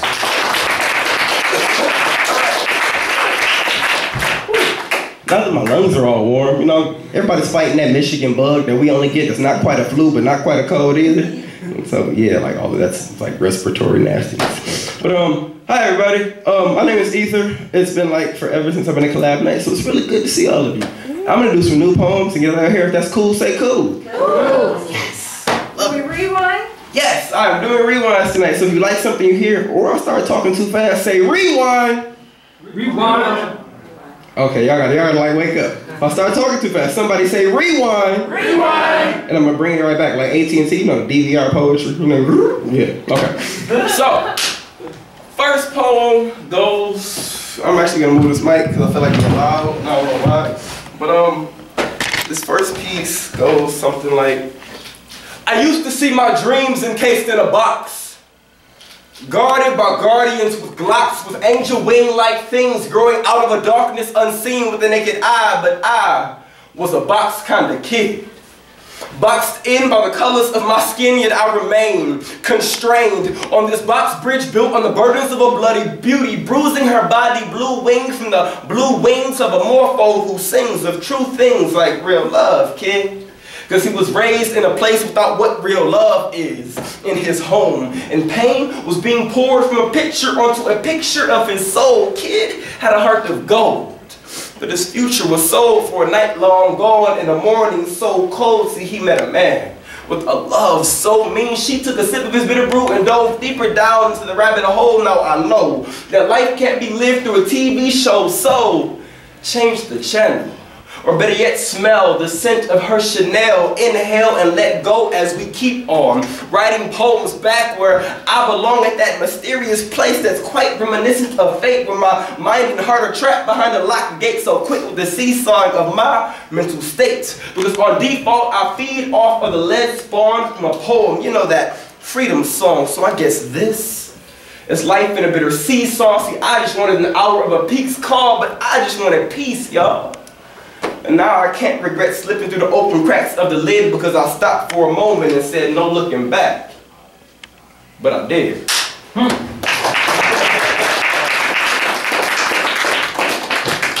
many pieces? 1, 2. Okay. Real quick. I got a love story or the mystery story? Mystery. You want the mystery story? Okay. The mystery story. Oh, this will be fun. I ain't did this piece in a while. This piece is, and actually I think Nick, you probably got sick of this poem like 2 or 3 years ago. But I was doing a lot of reading like Greek mythology, and I got really into like studying a bunch of different Greek gods. And at the same time, there was a lot of. Okay, anyway, this poem is called River Styx. It's basically Greek mythology meets the ghetto that I grew up in. Cool? Cool. All right. I want mercy, not sacrifice. So I'm giving up the sacred rites of passages used to write, losing sleep for countless nights of pain, stemming from the inflammation engulfing the flame of natural desires within my hippocampus, cerebellum dipped in the river Styx. So I'm able to kill these as if I was Achilles, burying Troy in a cloud of smoke and ash as my war chariot ascends on a cloud of burning ash from the immolation of my path. So I'm hidden like a secret stash. I'm protected by an ominous lock from Gringotts with subterranean chambers encompassing the mind of Odysseus. So I'm leaving behind trails of hideous villainous death and despair for writers that don't care enough to develop their craft properly. Those who don't spend nearly enough effort and time in writing their lines, but they'll spend their whole lifelines trying to flip a dime. So flip a coin, heads or tails, drugs or sex. See, in this economy, sex sells. So we write Gomorrah a constitution for prostitution while sodomizing any good habits you may or may not have, making you a sacrificial calf for the streets, a martyr for break beats, and Oscar Grant for peace, and my soul is well aware. My soul is well aware of the explosives you really in a place beneath my feet, so let me blow up just so I can say I got lifted. Because in the words of Saul Williams, before death is eternity, after death is eternity, there is no death, there's only eternity. And we write on the backs of the wings of eternity because you said those same wings would take me higher. So let's rewind back to the time when my parents' sex cells came together to create me. See, I was born 20,000 Negro leagues beneath the sea. Forward, that allows me to foresee these words before they go into a poet's tree, and I'm the American. Rewind. Me reeking like, see, you know what? Nick's the only person who ever catches me when I'm not thinking about it. Everybody else is like, oh, rewind. I'm like, oh yeah. Nick's like, rewind. I'm like, oh yeah, the sea. Forward, that allows me to foresee these words before they grow into a poet's tree, and I'm the American. Me reeking like coast up, coast all, posting all, pull us up like it's in paint priming. See, I'm in haste. Priming is rhyming like a bomb, ready to detonate within the catacombs of Flint's crime rate. It's the inner recesses of our history. So now, I'm a sharpshooter. I'm coming back from the future to save you from your past self. I'm John Connor, premeditating, assassinating the future generations as if history had a hysterectomy. Singing melancholy polyphony, it's divided, we'll stand united. Let them fall alone as if they had no proprioception. So now I'm second guessing the orientation and placing my limbs as if this was kinetic deception, causing you to question that which has always been, as if you never were her. Add an E, she's here, but add an O and she becomes a stronger hair O-N than any DEA could ever see. Grade A, top of the line, Californication between the preacher, his weed man, and his wife.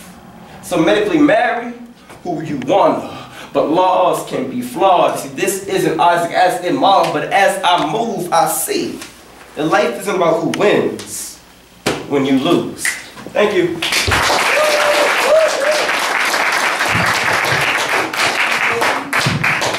Peoples. Available now for that low of only $4. Only $4? Yeah. Practically giving them away. A few people appreciate the value. Some of you don't. That's all right. You will. I'm going to read a piece from this tonight. I'll let you guys choose, though. Either a hometown poem or ruin porn. Ruin porn. Ruin porn. All right. Just raise your hands if you want to hear a hometown poem. I got like, 6. Raise your hands if you would like to hear ruin porn. No, I want to know why you would ever want to. Okay. I'm just gonna say, you guys know what ruin porn is? No. No. Thank you. Ignorance is not a problem here. We will educate you. Ruin porn is an informal term. People say going to Detroit or Flint or wherever and taking kind of exploitative pictures of decay and, you know, ghettoized situations as kind of like an exotic type thing in, you know, most of America. Like that photographs of that crack whore and naked in that house? Yup, exactly like that. Messed up stuff for profit to make you feel better about your life, basically. Something exotic. No, I'm totally for real. So this is a poem about the East Side. You might see the connection if you know the East Side. If not, it's a fun poem. Can't find your porn. It's in the middle of the page that I had my finger on the entire time. And it goes like this. Perverts treat posted properties like prostitutes. Rewind. I said perverts treat posted properties like prostitutes. Scrappers are sadists. You know what a sadist is? Yeah, assholes. Scrappers are sadists. Prying off siding like wrinkled panties heaped across slutty truck beds. Up the street, exploding houses surge with horror and amazement in the ecstasy of gas-line fingering. The East Side's horny hunger strokes hard to no hozones trading copper for money shots. Behind the rain-soaked blinds, walls been ripped out and ravaged by desperate Johns trying to keep up with the Joneses, drooling over curl-toe, clawfoot tubs and air ducts forced to give blowjobs. A kneeling Holmes' warped wood legs buckle last long into her spirit in the front porch.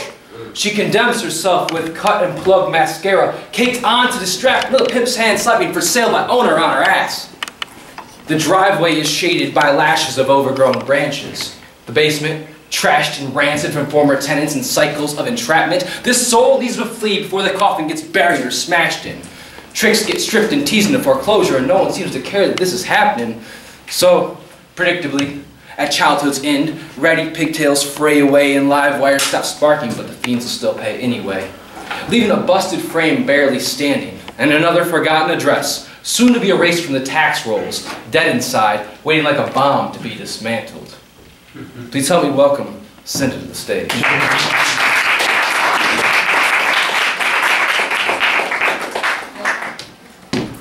Thank you. That's a tough act to follow there. All of you are wonderful talents tonight. This is my first time reading at Collab, so. I put these together for the voices, and then it didn't turn out that I was able to read them, and I wanted to express it, so here it is. I hope you like it. A very fancy book right here.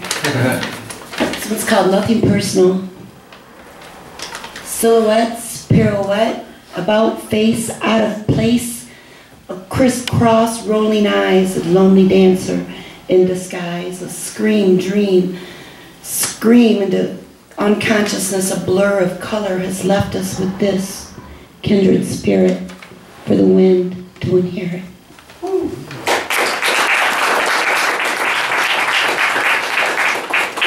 Stained yin and yang. Traversing the corridor of horror, a carnival of macabre masquerade, on parade, desolation, devastation on display. Every day, black, white, wrong, right, turns gray, runs with blood and decay. Throughout the onslaught of poisonous blight, there's a light that shines with might. So we trudge our slippery slopes, holding on hopes and belief in some good, though it all be not as it should. Somehow, some way, someday, we'll make sense of all this.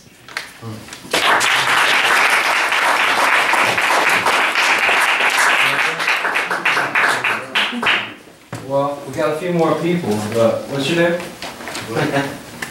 Blake James. Blake, excellent. All right, give it up one more time for Cinda.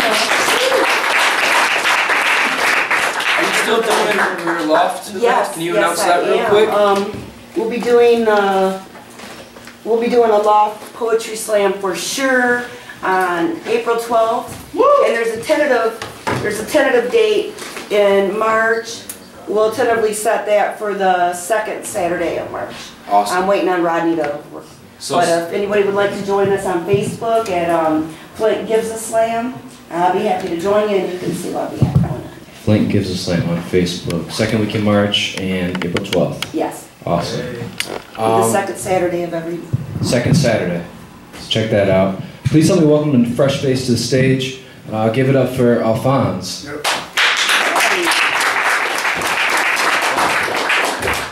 How y'all doing tonight? Good. Good. All right, I'm gonna put my reading glasses on. What's going on, big cat? Yeah. All right.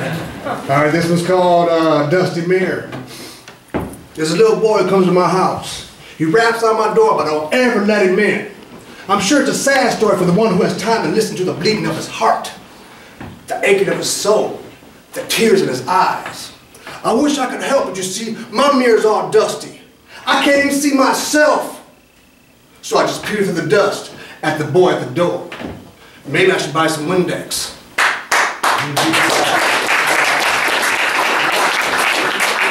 It's called my new shiny sword. I'll trade my 6-shooters in for a shiny new sword, made in heaven by God himself. As I swing my new shiny sword, the edge is so sharp that I can visibly see the wind fall in 2 sections at my feet. Can you dig it? Dig it. Yes, we can.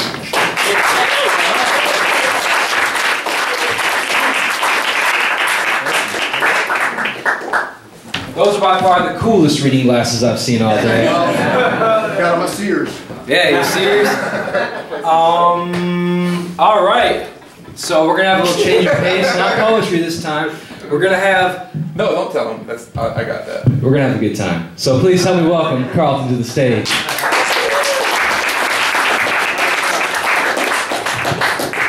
Hello, I'm gonna let you guys know right now, you're getting no eye contact.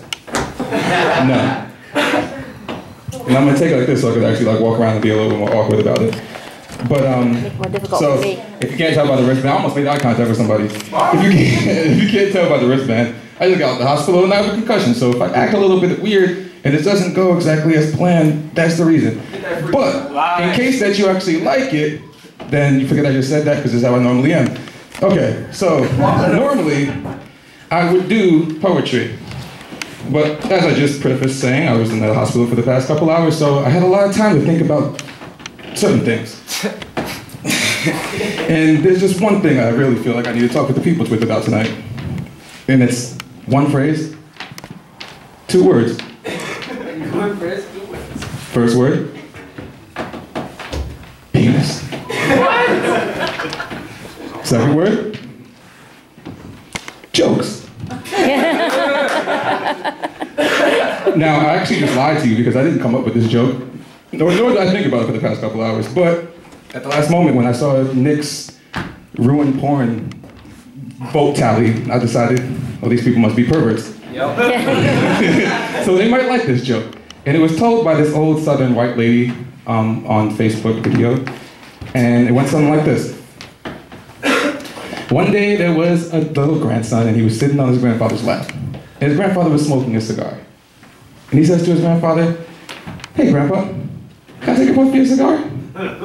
And the grandpa asks, "Well, can your dick touch your asshole?" And the little kid says, "Well, no." He goes, "All right, you're not old enough yet then. Fuck off." The little kid takes it like a grown man. Next day happens. And the grandpa's sitting down drinking a beer this time. And so the kid says, "Grandpa, can I have a taste of your beer?" And Grandpa says, "Does your dick touch your asshole?" The little kid says, "No, Grandpa, it doesn't. Fuck off, you can't have any." So the next day, the little boy's, sitting outside, got a tray of cookies that his grandma just baked, and his grandfather comes outside and says, "Hey, let me get one of those." The little kid says, "Well, does your dick touch your asshole?" And the grandfather says, "Yes." And the little kid says, "Well, go fuck yourself, Grandma made these for me."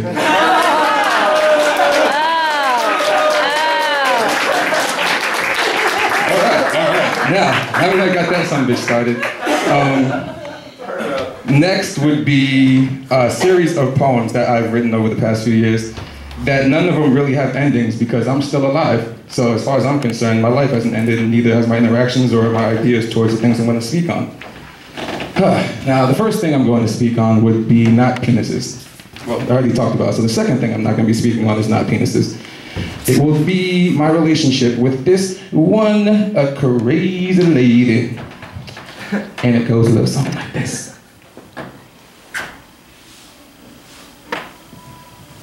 It's funny how you look at me like I'm just a replacement. Someone that you use when you're feeling frustrated. And I'll always be here like a suicide hotline just waiting for your call. So when you open up your heart and start to spill it all, the pain, the guts, the blood, and the glory. Remember when we said that we would try to write a story and it would be true? Part about me, the other part about you? Well, this is mine. I feel it's time to tell you how I feel. My feelings get crushed whenever our hearts are not near. And you're probably wondering when I wrote this rhyme, and I ain't gonna lie, it's probably been a long time, out of fear. Could you look at me as your queer peer, but my dear? Well, I feel it so strong that I could easily stop getting my smoke on. If it would mean that I could be with you all night when the high's gone, but what type of shit am I on? Cause to you, I am nothing but a lonely ion without a nucleus. Crying in the roof next, harder than when tooth gets sick. All the way down to the root and shit. Fucking canals. I'll easily swim in this river with all these crocodiles if I could mean your love, but instead you got to go off and fly like a dove. Thank you.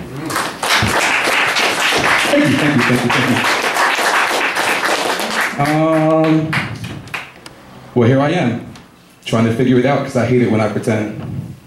I really hate microphones, like I'm talking into a dick, but I said I wouldn't talk about penises anymore. Okay, yeah, no more penises, sorry.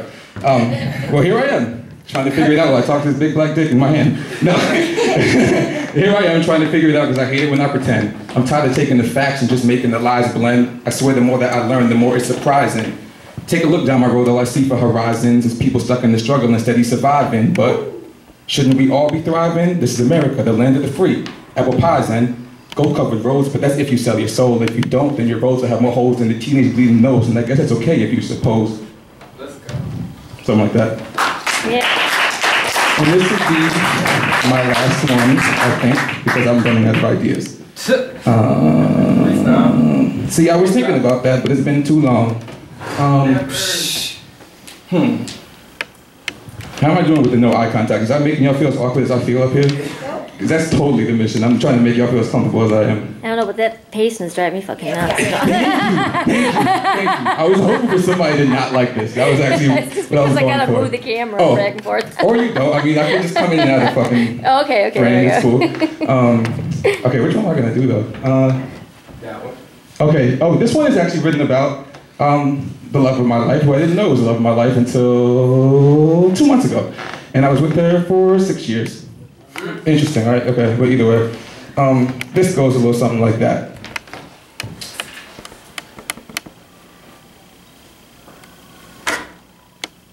How's that go again? Oh. I can't believe you kept me around. Could have treated me like a dog and left me crying at the pound. But I guess your level of empathy is profound, because you treated me like a king long after I lost my crown. And after it all goes down, we still smile like clowns. I'm sure I'm glad you kept me around. But I know that we are far from our end. I'm finally feeling like I found my best friend. This feeling of knowing I'll never be alone again is enough to make me never commit any more sins. Thank you. Yeah.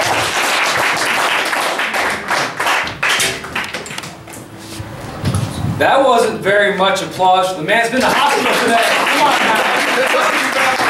He's not even lying. I drove him to the hospital. But Carlton, I need that bracelet. In case I ever forget while I'm on stage, I can just say, oh, it's the hospital. So we're rounding out the list. So if you guys have not got your coffee, hot chocolate, tea yet, come on. What are you waiting for? It's time to get that figured out. Yes, thank you, Carlton.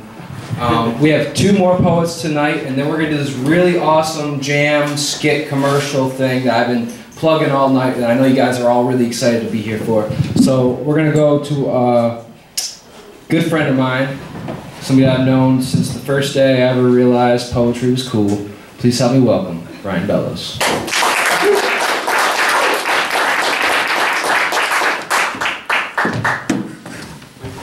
So, hey, I'm going to have these books available in April.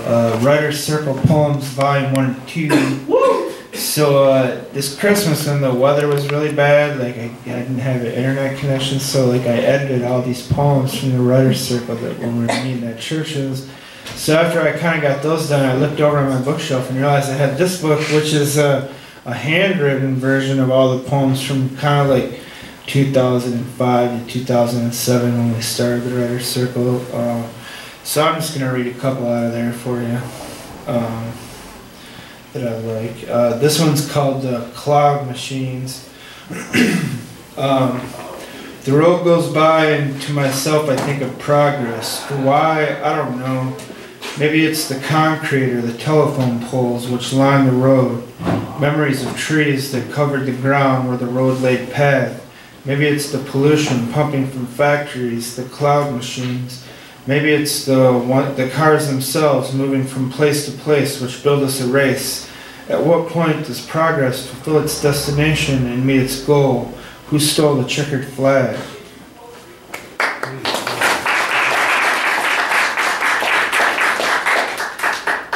Thanks, man. These are old poems. I really had fun going through all these. Like, I forgot. I think I spent more time on these poems than I did like the second poems. But I think the second poems came a lot easier in the second book. Anyways, this one's called Crystalline. Images of things translucent, faded from time passed by, like old photos drawn from boxes of yesterdays. Memories crystalline in your grandmother's thoughts of times when her hair was golden brown, when her hips swayed across dance floors in the arms of gentlemen. She wasn't quite the woman that you know today. Sometimes remembering that girl she keeps somewhere inside her, kissed for the first time. It dances when no one is watching. Crystalline memories like photos taken from boxes of memories of yesterdays. Images of dreams of tomorrows gone by, floating on patchworks of transparency. Thanks.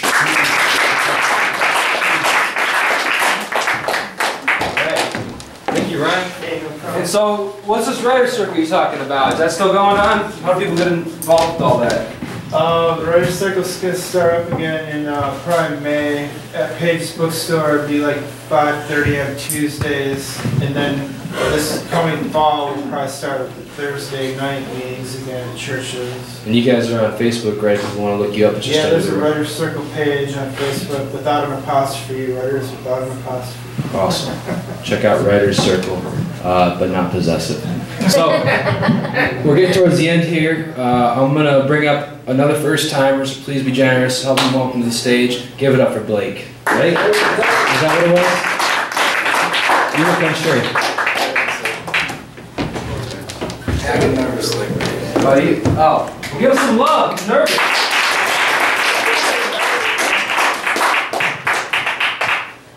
Be sweating like Carl. That's how it works. Yeah, so I'm a freestyle artist and it's kind of type of view of things. Damn. I guess I got an ante up though, alright. So ain't no other way to it when I let it go. It's just like that little bit of G-funk every time that I hit the track, looking for the way back, and that's a rewind. Like the paint on the wall every time that I do it. I'm through it. This is for a little bit of shine in the city. For my mama that died down the street, I'm like that. I don't know what this. Can't do it. You got it. I'm loud like Ludwig van Beethoven. On the track, I lean back like I can't do it, man.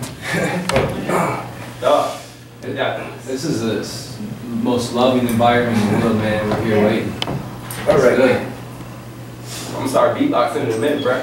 A little bit of collaboration for a celebration while we're sitting under the umbrella. Everybody's ready for a little bit of rain, so I do it so insane when I grip it. I'm through it, the way to do it. It's out of Pandora's box every time that I put my socks on. It's in the game. I'm knocking up at the pockets, do it like a dirty the king. I don't know what to say though. It's summertime, I'm on a Milky Way though. Looking forward while I do it. I'm through it, just open it up like a present. It's rap like that. It's tough. Yeah.